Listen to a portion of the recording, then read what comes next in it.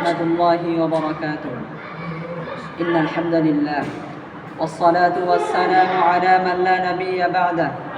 أما بعد فأعوذ بالله من الشيطان الرجيم. بسم الله الرحمن الرحيم. وما أرسلناك إلا رحمة للعالمين، أو كما قال عليه الصلاة والسلام: إن العلماء ورثة الأنبياء وإن الأنبياء لم يورثوا دينارا ولا درهما، أو كما قال عليه الصلاة والسلام.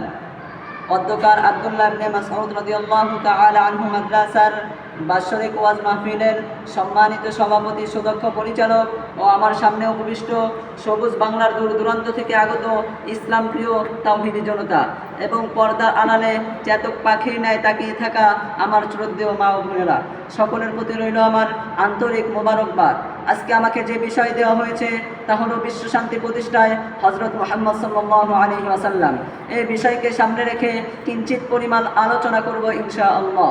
মোহতারাম হাজিরিন, আদর্শ মানব জাতি বলতে ইতিহাস যাদেরকে স্বীকৃতি দেয় তারা হলেন খোলাফায়ে রাশিদিন, সাহাবায়ে কেরাম।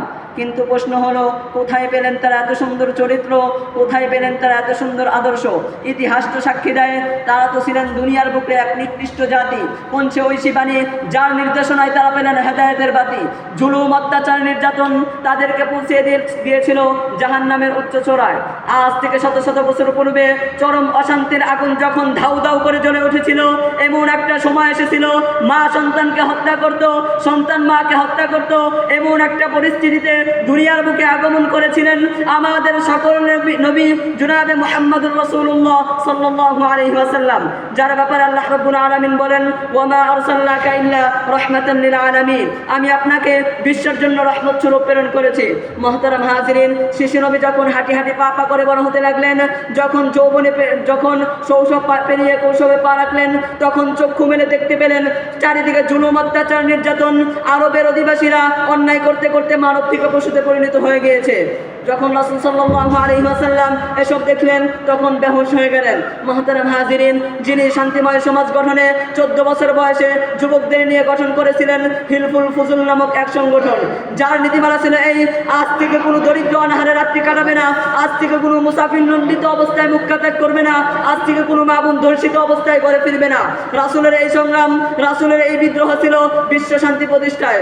ও মুসলমান ভাইয়েরা, আজ যদি বিশ্ব শান্তি প্রতিষ্ঠা করতে চাও তাহলে পশ্চিমাদের আদর্শকে বাদ দিয়ে রাসূলের আদর্শকে আঁকড়ে ধরো।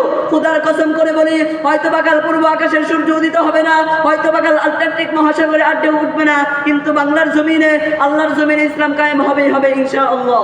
নাসরুম মিনাল্লাহি ওয়া ফাতহুন করিব।